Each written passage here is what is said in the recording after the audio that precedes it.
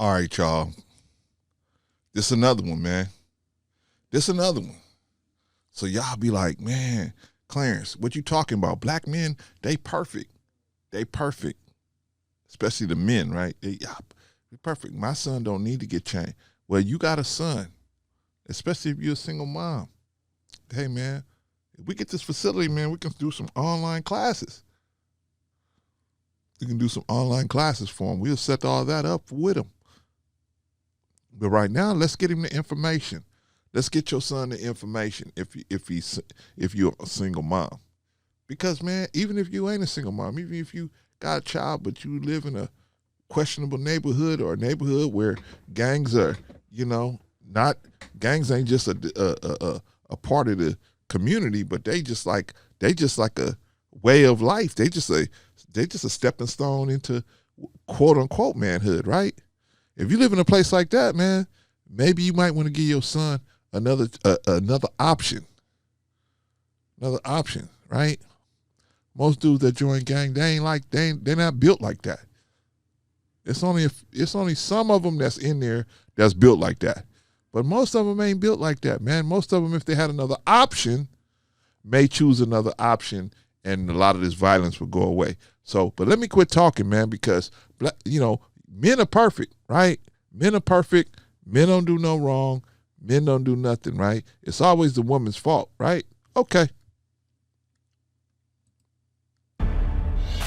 And tonight, Missouri City Police are telling us this man here killed his girlfriend, then put her body in the trunk of a car. Yeah, we also learned the young woman's family used an iPhone app to locate her body. Matt Doherty live at the Missouri City Police Department with the details. Matt. Yeah, it only took 4 hours from the time the young woman was reported missing before police found her body. Police say her killer is her boyfriend, and they say he confessed to it all. Absolutely, this would be a case of domestic violence, a boyfriend-girlfriend relationship. Police say 20-year-old Troy Parker killed his girlfriend, 19-year-old Sabrina Herrera, at his Missouri City home yesterday. They say the pair had dated off and on for years, but something happened when the couple was together Monday. By the end of it, the young woman was dead. Police say the girlfriend's family members reported her missing when she didn't show up for work.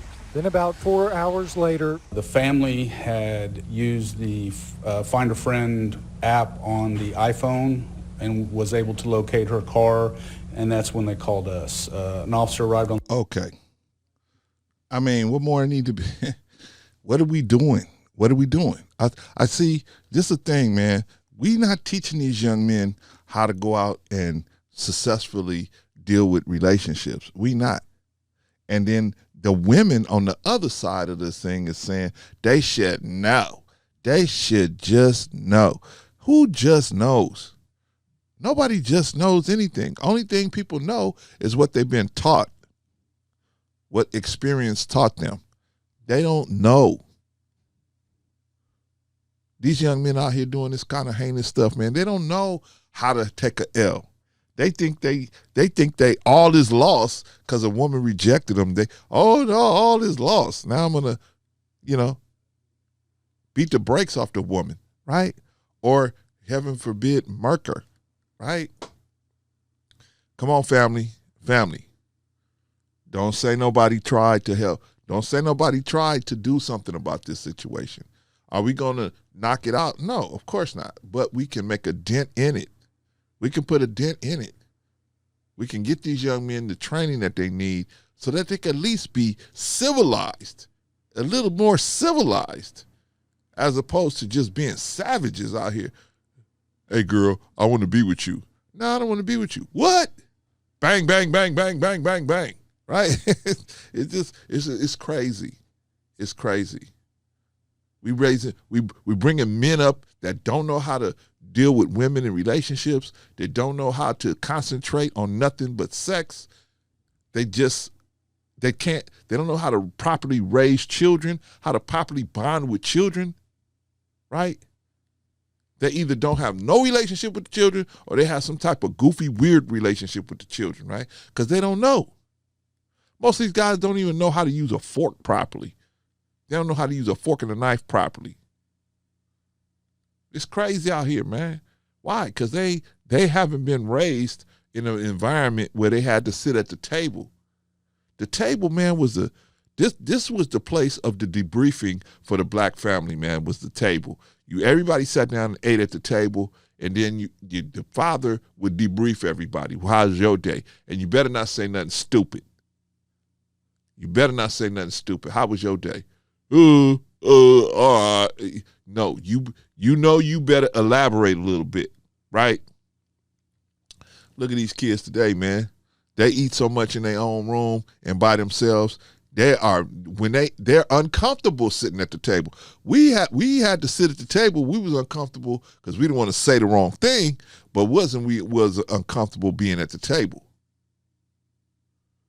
Now, kids don't want to eat with you. They don't want to do nothing with you. As a parent, they don't want to do nothing with you. Just pay my car note, pay my car insurance, pay for my phone, and leave me alone. Right? That's what they're telling you, right? That's what they're telling us. Especially the young men, man. I've never seen a generation of young men that was so entitled. What? You don't want to be with me? Bang, bang, bang, bang, bang, right? It's like we got a generation of fairy princesses, Snow Whites out here, right? Remember Snow White and the Seven Dwarfs, right? The Seven Dwarfs did everything, right? They cooked the food. They did everything for this chick, right? The what you call it? The Seven Dwarfs, the ultimate friend zone, right? They doing everything for this chick and getting nothing in return for it, right? That's the ultimate friend zone, right? And a chick that they not even, there's nothing they can do. They're not doing nothing. They're doing everything for this chick. Nothing coming back. She's not doing nothing for them. I'm not even talking about just sex. I'm talking about just, she's not doing anything for them. Except waiting for a prince to take her up out of there, right? Those guys was in the ultimate friend zone, but that's a whole nother story. Well, right now we're talking about, hey, we got to get these men on the right track of mind, man. You know what I'm saying? You can do things for a woman. You don't necessarily have to get sex for it, but you should get something for it. You should get something for it. She should at least acknowledge you as a man for it, right?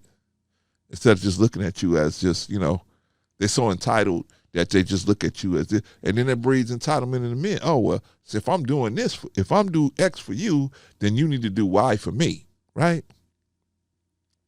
Guy came up to me the other day, said, hey, man, my wife is hurt and in the hospital. If you give me $20 to go visit her in the hospital, I'll give you $60 tomorrow. Who talks like that?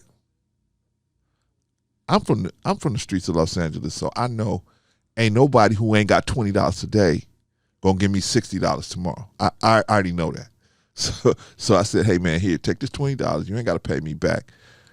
Go ahead and visit your wife, man. Go make sure your wife's okay. Right? Because I already know. I know this dude get down already. I know, and plus I just know I've seen too many drug addicts. I know how drug addicts roll. When they start getting really desperate, they start putting their family in the, my son is hurt, my daughter's hurt. But what kind of men are we raising, man? What kind of men are we raising? They drug addicted, sex addicted freaks that can't even control themselves and can't even take a L, man. They're so entitled. They're fairy princesses. They're so entitled. Help us, man. Help us put these men and to teach what there's some men, they old enough, they too far gone. We can't do nothing with them. But let us teach the young ones, man. Give us a crack at the young ones. Help us get this facility. Help us put the equipment in the facility. Have these events that we can pull these guys in, man, and put them on a math team. Put them on a science team. The black men are some of the smartest men in the world, smartest people in the world, in the universe. But they ain't being challenged.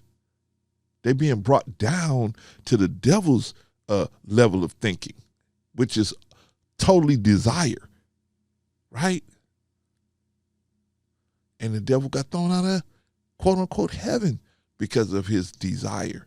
because he didn't think. He couldn't critically think. His emotions got the best of him, and that's why getting thrown out. Let me rephrase that. He decided to depart, right? So therefore, we don't want to be like that. So let's get these young men. If we get the young men on better mentality, tracker mentality, we can get all of this.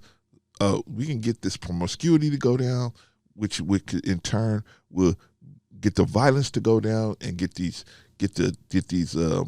illegitimate children to go down. All this stuff could go down. The crime and the violence against women, the violence against children, all this stuff can go down if we just change the thinking of the men, right? Okay, I need your help then. Don't sit there shaking your head. I need your help. You got an extra $1, you got an extra $5, you got an extra $20, you got an extra $100. Clarence, I ain't giving you no $100. I got to go get my cigarettes. Okay, give me a $10 then. Just give me something. Help me, please. I'm asking you. If you can't help me with no money, that's cool. I understand. Some of us are living hand to mouth, and I understand that. I've been there.